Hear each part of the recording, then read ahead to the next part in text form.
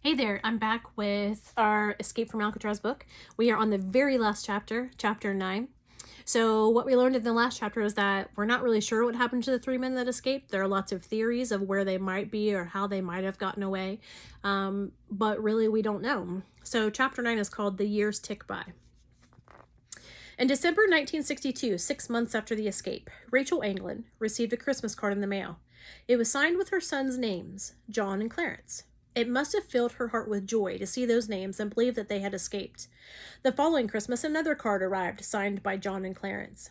In 1964, for the third year in a row, a Christmas card arrived from the brothers.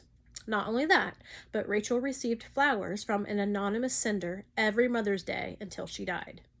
Rachel and her family, including her grandsons Ken and David Widener, believed that John and Clarence were behind the Christmas cards and the flowers. They believed that J.W. and Clarence had lived. Rachel died in 1973, and the FBI attended her funeral in case J.W. or Clarence made an appearance. Nobody who looked like the two fugitives attended, but two unidentified women did show up. They were very tall and looked strong. They wore long dresses and heavy makeup, and they didn't speak to anyone. Immediately after the service, they disappeared before anyone could talk to them, including the FBI agents. Many have suggested that this was Clarence and J.W. Anglin come to pay respects for their mother.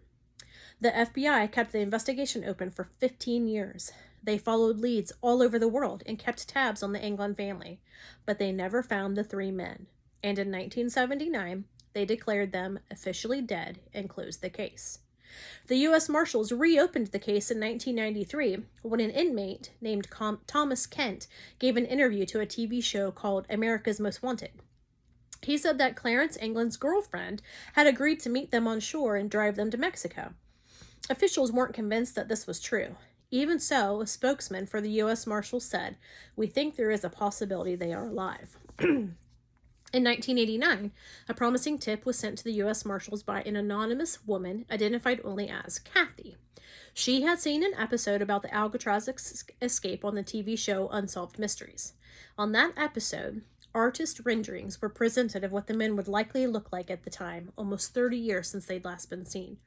Kathy called a tip line and said she had visited with a man living near the town of Marianna, Florida, who looked exactly like Clarence Anglin.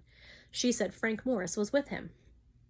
Authorities didn't know whether to believe her at first, but she provided details about the escape and correctly identified Anglin's height, eye color, and other physical features not generally known by the public. Also intriguing was the fact that the Anglin brothers had grown up in a Georgia town just a few miles from Marianna and had family nearby. It seemed like a logical place for them to go.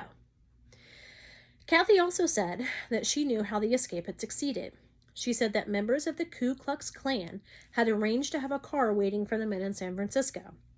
According to her story, the men had driven far away from the area by the time the authorities figured out they were missing in the morning. Then they split up, with Morris and Clarence Anglin settling in Marianna.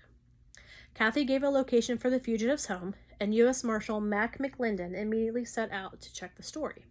He spent weeks searching around the rural area surrounding Marianna, but he couldn't find any information about Anglin or Morris. The tip, though it had seemed promising, was a bust. As for the Anglin family, most of them believed that J.W. and Clarence made it out alive.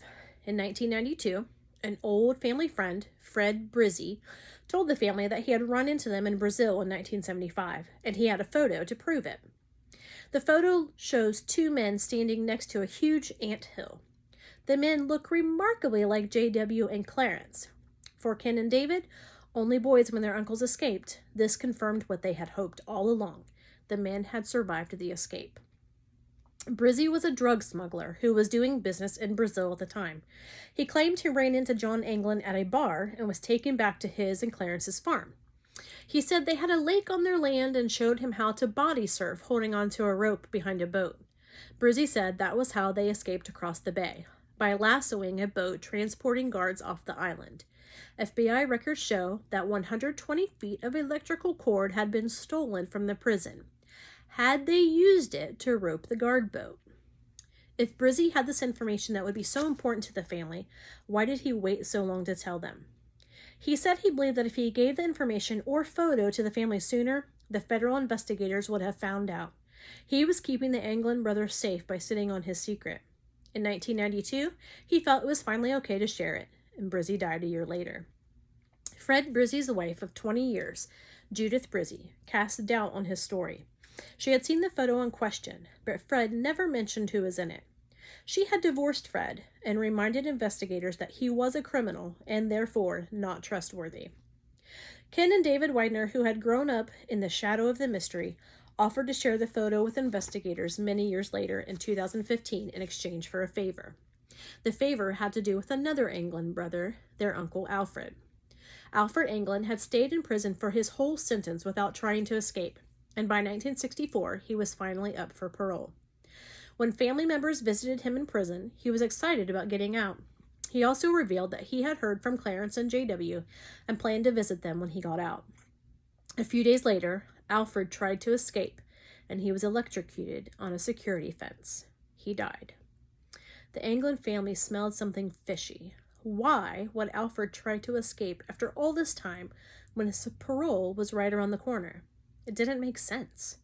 They didn't believe he had tried to escape. Rather, prison officials had heard him talking about Clarence and JW, and they tried to get him to tell them what he knew.